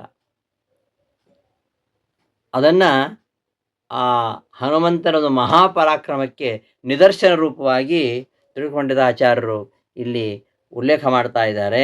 ವಾಲ್ಮೀಕಿ ರಾಮಾಯಣದಲ್ಲಿ ಈ ವಿಚಾರ ಬರುತ್ತೆ, ಈ ಕಥಾಭಾಗ. ಏನು ಈ ಎಲ್ಲ ರುದ್ರದೇವರ ಬ್ರಹ್ಮದೇವರ ವರಬಲದಿಂದ ಇಂದ್ರಜಿತ್ ಏನು ಮಾಡ್ತಾನೆ? ಆಕಾಶಕ್ಕೆ ಹಾರಿ ಎಲ್ಲ ಕಪಿವೀರನ ಮೇಲೆ ಸಂಮೋಹನಾಸ್ತ್ರ ಪ್ರಯೋಗ ಮಾಡಿಬಿಟ್ಟಿರ್ತಾನೆ. ಬ್ರಹ್ಮನ ವರ ಇದ್ದುದರಿಂದ ರಾಮ ಮತ್ತು ಹನುಮಂತ ಇವರಿಬ್ಬರನ್ನು ಬಿಟ್ಟು ಎಲ್ಲರೂ ಕೂಡ ಅಸ್ತ್ರದಿಂದ ಮೋಹಿತರಾಗಿಬಿಡ್ತಾರೆ. ಎಲ್ಲರೂ ಎಚ್ಚರ ತಪ್ಪಿ ಮಲಗಿಬಿಟ್ಟಿರ್ತಾರೆ. ಅದೇ ಸಮಯಕ್ಕೆ ಅಲ್ಲಿಗೆ ಬಂದಂತಹ ವಿಭೀಷಣ ಹನುಮಂತನ ಜೊತೆಗೆ ಜಾಂಬವಂತನ ಹತ್ತಿರ ಹುಡುಕೊಂಡು ಬರ್ತಾನೆ. ಅವನನ್ನು ನೀರು ತಟ್ಟಿ ಎಬ್ಬಿಸ್ತಾನೆ. ಮೈ ಮೇಲೆ ಎಚ್ಚರ ಬಂದ ಕೂಡಲೇ ಜಾಂಬವಂತ ವಿಭೀಷಣನ ಗುರುತಿಸಿದ ಕೂಡಲೇ ಹೇಳ್ತಾನೆ, ಏನು ಹೇಳ್ತಾನೆ? ಹನುಮಾನ್ ವಾನರ ಶ್ರೇಷ್ಠ ಪ್ರಾಣಾನ್ ಧಾರಯತೆ ಕ್ವಚಿತ್. ಎಲ್ಲರೂ ಮೂರ್ಛಿದಾಗ ಬಿದ್ದಿದ್ದಾರೆ. ವಿಭೀಷಣ ಬಂದ ಹನುಮಂತನ ಜೊತೆಗೆ, ಜಾಂಬವಂತನನ್ನು ಹುಡ್ಕೊಂಡು ಬಂದ. ಆವಾಗ ಅವನನ್ನು ಎಬ್ಬಿಸ್ತಾನೆ ಜಾಂಬವಂತನನ್ನು. ಜಾಂಬವಂತ ವಿಭೀಷಣ ನೋಡಿ ಹೇಳ್ತಾನೆ, ಗುರುತಿಸಿ ಹೇಳ್ತಾನೆ, ಅವನ ಜೊತೆಗೆ ಹನುಮಂತ ಇದ್ದ, ಹನುಮಾನ್ ವಾನರ ಶ್ರೇಷ್ಠ ಪ್ರಾಣಾನ್ ಧಾರಯತೆ ಕ್ವಚಿತ್. ಹನುಮಂತನೊಬ್ಬನೇ, ಹನುಮಂತ ಬದುಕಿದ್ದಾನಲ್ವಾ, ಹಾಗಾದರೆ ಎಲ್ಲರೂ ಬದುಕಿದ ಹಾಗೆ ಅಂತ ಜಾಂಬವಂತ ಹೇಳೋ ಮಾತು. ಹನುಮಂತ ಬದುಕಿದ್ದಾನ ಅಂತ ಕೇಳ್ತಾನೆ. ಆಗ ಹನುಮಂತನ ಮೇಲೆ ಅಷ್ಟು ಯಾಕೆ ನಿನಗೆ ಅಭಿಮಾನ ಅಂತ ಕೇಳ್ತಾನೆ ಜಾಂಬವಂತನನ್ನು ಯಾರೋ ವಿಭೀಷಣ. ಆಗ ಜಾಂಬವಂತ ಹೇಳ್ತಾನೆ, ತಸ್ಮಿನ್ ಜೀವತಿ ವೀರೇತು ಹತಮಪ್ಯಹತಂ ಬಲಂ ಹನುಮತ್ ಉಜ್ಜಿತ ಪ್ರಾಣೇ ಜೀವಂತೋಪಿ ವಯಂ ಹತಾಃ. ಅವನೊಬ್ಬ ಬದುಕಿದ್ರೆ ಸಾಕು, ನಮ್ಮ ವಾನರ ಸೈನ್ಯ ಹತವಾಗಿದ್ದರೂ ಕೂಡ ಹತವಾಗದೆ ಇದ್ದಂತೆಯೇ ಸರಿ. ಹನುಮಂತ ಅವನೊಬ್ಬ ತೀರಿದ ಅಂದರೆ ನಾವೆಲ್ಲ ಬದುಕಿದ್ದರೂ ಸತ್ತಂತೆಯೇ ಸರಿ. ಅವನೊಬ್ಬ ಬದುಕಿದ್ದಾನಂತಾದರೆ ನಾವು ಸತ್ತಿದ್ರೂ ಕೂಡ ಬದುಕಿದ ಹಾಗೆಯೇ ಅಂತ ಹೇಳ್ತಾ ಇರುವಾಗ ಹನುಮಂತ, ಈಗೋ ನಾನು ಇಲ್ಲೇ ಇದ್ದೇನೆ, ಏನಾಗಬೇಕು ಅಂತ ಕೇಳ್ತಾನೆ. ಆಗ ಜಾಂಬವಂತ ಹೇಳ್ತಾನೆ, ಹಿಮಾಲಯ ಪರ್ವತಕ್ಕೆ ಹೋಗು, ಅದರ ಹತ್ತಿರ ಒಂದು ಕಾಂಚನಗಂಗಾ ಮತ್ತು ಮೇರು ಶಿಖರ, ಇದರ ಮಧ್ಯದಲ್ಲಿ ಗಂಧಮಾದನ ಅಂತಿದೆ. ಅಲ್ಲಿ ಅನೇಕ ಔಷಧಿ ಮೂಲಿಕೆಗಳಿವೆ. ಅವುಗಳಲ್ಲಿ ಮೃತ ಸಂಜೀವಿನಿ, ಸತ್ತವರನ್ನು ಬದುಕಿಸುವಂಥದ್ದು, ಮತ್ತೊಂದು ವಿಶಲ್ಯಕರಣಿ, ಶಸ್ತ್ರಾಸ್ತ್ರಗಳ ದೇಹದಲ್ಲಿ ಸಿಕ್ಕಿಕೊಂಡಿದ್ದರೂ ಕೂಡ ಬಿಡಿಸುವಂತಹ ಒಂದು ಮೂಲಿಕೆ ಅದು. ಮತ್ತು ಸಾವರಣ್ಯಕರಣಿ, ರಕ್ತಸ್ರಾವವಾಗಿ ಬಿಡಿಸ್ಕೊಂಡ್ಬಿಟ್ಟಿರ್ತಾರೆ ಅವರಿಗೆ ಮತ್ತೆ ಮೊದಲಿನ ಹಾಗೆ ಬಣ್ಣ ಬರುವಂಥದ್ದು, ಅದಕ್ಕೆ ಸಾವರಣ್ಯಕರಣಿ ಅಂತಾರೆ. ಇನ್ನೊಂದು ಸಂಧಾನಕರಣಿ ಅಂತ, ಅಂಗಗಳನ್ನು ತುಂಡಾಗಿದ್ದರೆ ಅದನ್ನು ಕೂಡಿಸುವಂಥದ್ದು. ಹೀಗೆ 4 ಮೂಲಿಕೆಗಳು ಅಲ್ಲಿ ಇವೆ. ಯಾವುದ್ಯಾವುದು? ಮೃತ ಸಂಜೀವಿನಿ, ವಿಶಲ್ಯಕರಣಿ, ಸಾವರಣ್ಯಕರಣಿ, ಸಂಧಾನಕರಣಿ ಅಂತ. ಆ ಮೂಲಿಕೆಗಳನ್ನು ತೆಗೆದುಕೊಂಡು ಬಾ ಅಂತ ಜಾಂಬವಂತ ಹೇಳಿದಾಗ ಆ ಮಾತು ಕೇಳಿದೆ ತಡ ಹನುಮಂತ ಆ ಕ್ಷಣದಲ್ಲಿ ಹಾರಿ ಆ ಪರ್ವತ ಬಳಿಗೆ ಹೋಗ್ತಾನೆ. ಅಲ್ಲೆಲ್ಲ ಹುಡುಕ್ತಾನೆ, ಆ ವನಸ್ಪತಿಗೋಸ್ಕರ ಹುಡುಕಾಡ್ತಾನೆ. ಆದರೂ ಅವು ಕಣ್ಣಿಗೆ ಬೀಳಲಿಲ್ಲ. ಅದಕ್ಕೆ ಅಸಮಾಧಾನ ಆಯಿತು ಹನುಮಂತನಿಗೆ. ಆಗ ಆ ಪರ್ವತವನ್ನೇ ಬುಡಸಹಿತ ಕೈಯಲ್ಲೇ ಎತ್ಕೊಂಡು ಲಂಕೆಗೆ ಬರ್ತಾನೆ. ಆ ವಾನರ ಸೈನ್ಯ ಎಲ್ಲಿ ಮೋಹಿತರಾಗಿ ಬಿದ್ದಿದ್ದರು ಆ ಸ್ಥಳಕ್ಕೆ ಒಂದು ಕ್ಷಣದಲ್ಲಿ ಬಂದುಬಿಡ್ತಾನೆ. ಆ ವನಸ್ಪತಿಗಳ ಗಾಳಿ, ತಂಗಾಳಿ ಬೀಸಿದ ಕೂಡಲೇ ಕಪಿಗಳೆಲ್ಲ ಮೂರ್ಛೆಯಿಂದ ಎದ್ದರು ಹೊರತು ಅವ್ರಿಗೆ ಯಾವ ನೋವು ಇಲ್ಲದೆ ಆರೋಗ್ಯವಂತರಾಗಿದ್ದರು. ಇದು ಅಲ್ಲಿ ಬಂದಂತಹ ಒಂದು ಕಥೆ. ಆ ಕಥೆಯನ್ನು ಅರ್ಥ ಮಾಡಿಕೊಂಡ್ರೆ ಈ ಶ್ಲೋಕದಲ್ಲಿ ಈ ಪದ್ಯದಲ್ಲಿ ಹನುಮಂತರ ಪರವಾಗಿರ್ತಕ್ಕಂಥ ಅರ್ಥ ನಮಗೆ ಚೆನ್ನಾಗತ್ತೆ. ಪ್ರಾಕ್ 50 ಸಹಸ್ರೈಃ ವ್ಯವಹಿತಂ ಅಮಿತಂ ಯೋಜನೈ ಪರ್ವತಂ ತ್ವಂ ಯಾವತ್ ಸಂಜೀವನಾದ್ಯೌಷಧನಿಧಿಂ ಅಧಿಕ ಪ್ರಾಣ ಲಂಕಾಮನೈಷೀಃ ಅದ್ರಾಕ್ಷೀದ್ ಉತ್ಪತಂತಂ ತತ ಉತ ಗಿರಿಂ ಉತ್ಪಾಟಯಂತಂ ಗೃಹೀತ್ವಾ ಆಯಾಂತಂ ಖೇ ರಾಘವಾಂಗ್ರೌ ಪ್ರಣತಮಪಿ ತದಾ ಏಕಕ್ಷಣೇ ತ್ವಾಂ ಹಿ ಲೋಕಃ. ಹನುಮತ್ಪರವಾಗಿ ಅರ್ಥ ನೋಡೋಣ.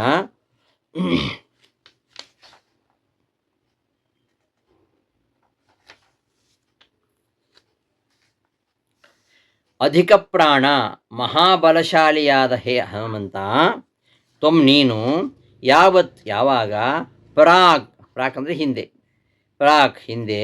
ಹಿಂದೆ ಅಂದರೆ ಇಂದ್ರಜಿತು ಸಕಲ ವಾನರರನ್ನು ಮೋಹನಾಸ್ತ್ರದಿಂದ ಮೂರ್ಛಿತರನ್ನಾಗಿ ಮಾಡಿದ್ನಲ್ಲ ಆಗ ಅಂತ.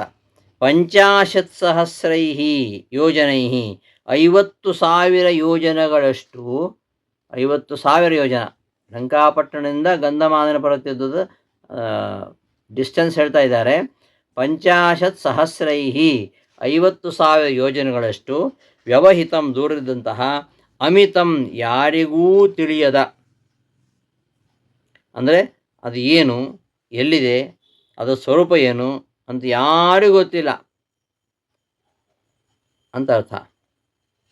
ಅಂತಹ ಸಂಜೀವನಾದಿ ಔಷಧ ನಿಧಿಂ, ಮೃತ ಸಂಜೀವಿನಿ ಮೊದಲಾದ ಔಷಧ ನಿಧಿ, ಮೃತ ಸಂಜೀವಿನಿ, ಸಂಧಾನಕರಣಿ, ವಿಶಲ್ಯಕರಣಿ, ಸಾವರಣ್ಯಕರಣಿ ಎಂಬ 4 ಮೂಲಿಕೆಗಳಿಗೆ ಆಶ್ರಯವಾಗಿದ್ದಂತಹ ಪರ್ವತಂ ಗಂಧಮಾದನ ಪರ್ವತವನ್ನು, ಲಂಕಾಂ ಲಂಕೆಗೆ, ಅನೈಷೀಹಿ ತಂದೆಯೋ,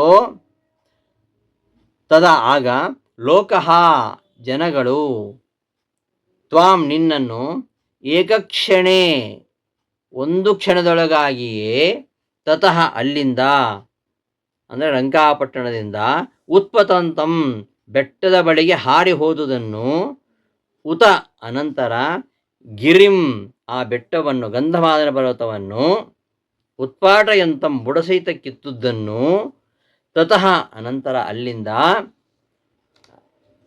ಗಿರಿಂ ಆ ಗಂಧಮಾದನವನ್ನು, ಗೃಹೀತ್ವಾ ಕೈಯಲ್ಲಿ ಹಿಡಿದುಕೊಂಡು, ಖೇ ಆಕಾಶದಲ್ಲಿ, ಆಯಾಂತಂ ಬರುವುದನ್ನು, ರಾಘವಾಂಗ್ರೌ ಹಿಂದೆ ರಾಘವ ಅಂಗ್ರವನ್ನು ಪದಚ್ಛೇದ ಮಾಡಿದ್ದು, ಇಲ್ಲಿ ರಾಘವಾಂಗ್ರವು ಶ್ರೀರಾಮನ ಪಾದದಲ್ಲಿ ಪ್ರಣತಮಪಿ ನಮಸ್ಕಾರ ಮಾಡಿದ್ದನ್ನು ಜನ ಅದ್ರಾಕ್ಷಿ ಕಂಡ್ರು.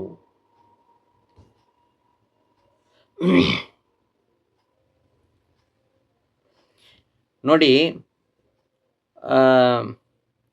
ಹನುಮಂತನ ಒಂದೊಂದು ಚರಿತ್ರೆಯನ್ನು ನಾವು ನೆನಪಿಸಿಕೊಳ್ಳುವಾಗ ನಮಗೆ ರೋಮಾಂಚನ ಆಗುತ್ತೆ.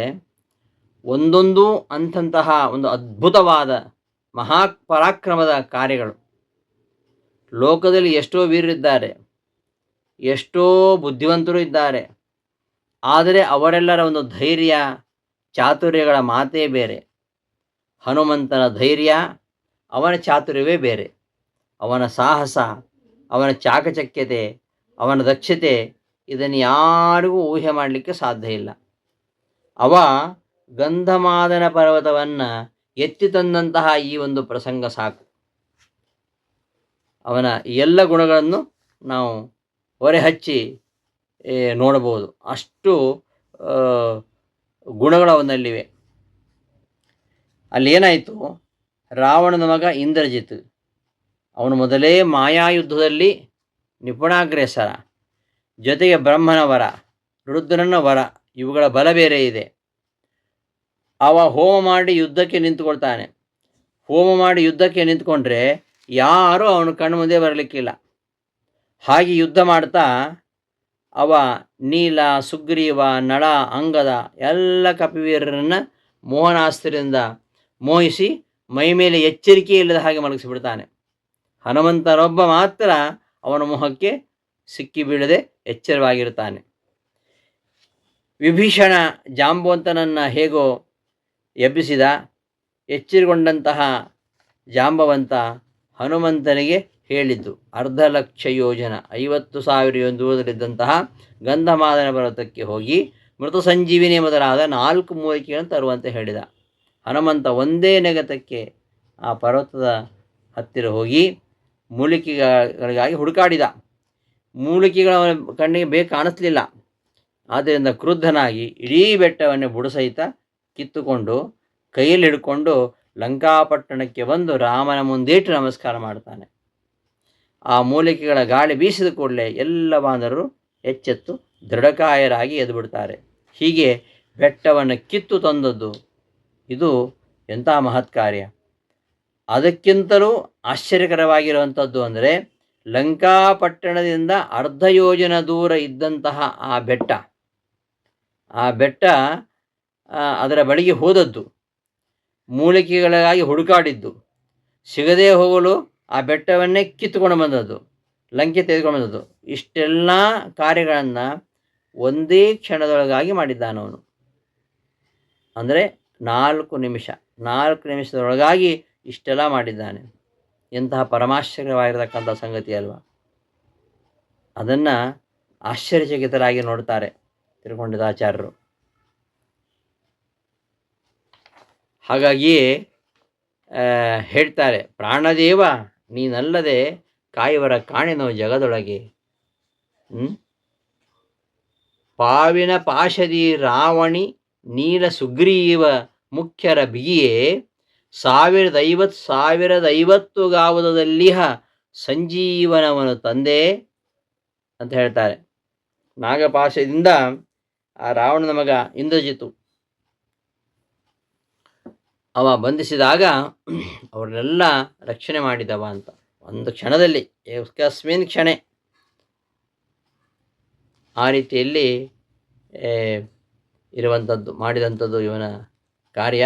ಒಂದು ಕ್ಷಣದೊಳಗಾಗಿ ಲಂಕಾಪಟ್ಟಣದಿಂದ ಗಂಧಮಾದನ ಪರ್ವತದ ಕಡೆಗೆ ಹೋಗಿ 50,000 ಯೋಜನ ದಾಟಿ ಹೋದದ್ದು, ಪರ್ವತವನ್ನು ಕಿತ್ತು ಕೈ ಹಿಡ್ಕೊಂಡು ಬಂದು ಪುನಃ 1,00,000 ಗಾವದ ದೂರವನ್ನು ದಾಟಿ ಅಲ್ಲಿಗೆ ಬಂದು ರಾಮನ ಪಾದದಲ್ಲಿಟ್ಟು ನಮಸ್ಕಾರ ಮಾಡಿದ್ದು. ಇವೆಲ್ಲ ಕಾರ್ಯ ಪರಮಾದ್ಭುತವಾಗಿರತಕ್ಕಂತಹ ಕಾರ್ಯ. ಇವೆಲ್ಲವನ್ನು ಕೂಡ ಒಂದೇ ಕ್ಷಣದಲ್ಲಿ ಮಾಡಿದ್ದು ಎಂಥ ಆಶ್ಚರ್ಯ ಅಲ್ವಾ. ಇಂತಹ ನಿಮ್ಮ ಮಹಿಮೆ ಅದು ಕೇಳುವವರ ಮಾತಿಗೂ ಮನಸ್ಸಿಗೂ ಎಟುಕದಂತಹ ವಿಚಿತ್ರವಾಗಿರುವಂಥದ್ದು ಅಂತ ತಿರುಗುಂಡದಾಚಾರ್ಯರು ಆಶ್ಚರ್ಯಪಡ್ತಾರೆ ಈ ಶ್ಲೋಕದಲ್ಲಿ. ಹೀಗೆ ರಾಮನ ಪರವಾಗಿ ಹನುಮಂತನ ಪರವಾಗಿ ಈ ಒಂದು ಶ್ಲೋಕದ ಅರ್ಥವನ್ನು ಹೇಳ್ಬೋದು. ಒಟ್ಟಿನಲ್ಲಿ ಹೇ ಹನುಮಂತ, ನೀನು ಹಿಂದೆ ಲಂಕಾಪಟ್ಟಣಕ್ಕೆ ಗಂಧಮಾದನ ಪರ್ವತವನ್ನು ತಂದು ಆ ಸಂದರ್ಭದಲ್ಲಿ ಲಂಕೆಯಿಂದ ಬೆಟ್ಟದ ಬಳಿಗೆ ಹಾರಿ ಹೋಗಿ ಆ ಬೆಟ್ಟವನ್ನು ಬುಡಮಟ್ಟ ಕಿತ್ತುಕೊಂಡು ಬಂದು ರಾಮನಿಗೆ ನಮಸ್ಕಾರ ಮಾಡಿದ್ದು, ಇಷ್ಟು ಮಹತ್ ಕಾರ್ಯವನ್ನು ಕೇವಲ ಒಂದು ಕ್ಷಣದೊಳಗೆ ಮಾಡಿದ್ದನ್ನು ಜನಗಳು ಕಣ್ಣಾರೆ ಕಂಡರು ಅಂತ ಈ ಶ್ಲೋಕದ ಅಭಿಪ್ರಾಯ ಅಂತ ಹೇಳ್ತಾ ಮುಂದೆ ಆ ಪರ್ವತವನ್ನು ತಂದ, ಆ ಪರ್ವತವನ್ನು ಹಾಗೆ ಹಿಂದಕ್ಕೆ ಎಸೆದ. ಆ ವಿಚಾರವನ್ನು ಮುಂದಿನ ಶ್ಲೋಕದಲ್ಲಿ ಕ್ಷಿಪ್ತ ಪಶ್ಚಾತ್ ಸಲೀಲಂ, ತಂದದ್ದೇ ಆಶ್ಚರ್ಯ, ಮತ್ತೆ ಅದನ್ನು ತಗೊಂಡ್ಕೊಂಡು ಹೋಗಿ ಅಲ್ಲೇ ಇಡಬೇಕಲ್ಲ, ಅಲ್ಲಿಂದಲೇ ಇದ್ದ ಜಾಗದಿಂದಲೇ ಅದು ಎಲ್ಲಿತ್ತು ಹಾಗೆಯೇ ಇಡಬೇಕಾದ್ರೆ ಅದು ಎಂತಹ ಆಶ್ಚರ್ಯಕರವಾಗಿರ್ತಕ್ಕಂತಹ ವಿಚಾರ. ಅದನ್ನು ಅಮಾನುಷ ವ್ಯಾಪಾರ ಅಂತ ಹೇಳೋದು. ಮನುಷ್ಯರಿಗೆ ಯಾರಿಗೂ ಸಾಧ್ಯ ಇಲ್ಲ ಅಂತಹ ಅಮಾನುಷವಾಗಿರತಕ್ಕಂತಹ ವ್ಯಾಪಾರ. ಅದನ್ನು ನೋಡಿ ಆಶ್ಚರ್ಯವಾಗಿದೆ ಎಂಬುದನ್ನು ಮುಂದಿನ ಶ್ಲೋಕದಲ್ಲಿ ಪದ್ಯದಲ್ಲಿ ತಿರುಗುಂಡದಾಚಾರ್ಯ ಹೇಳ್ತಾರೆ. ಅದನ್ನು ನಾಳೆ ನೋಡೋಣ ಅಂತ ಹೇಳ್ತಾ ಇವತ್ತಿನ ವಾಯುಸ್ತು ಪಾಠವನ್ನು ಸಮಾಪ್ತಿಗೊಳಿಸ್ತಾ ಇದ್ದೇನೆ. ಶ್ರೀಕೃಷ್ಣ ಅರ್ಪಣಮಸ್ತು. ಧನ್ಯವಾದಗಳು.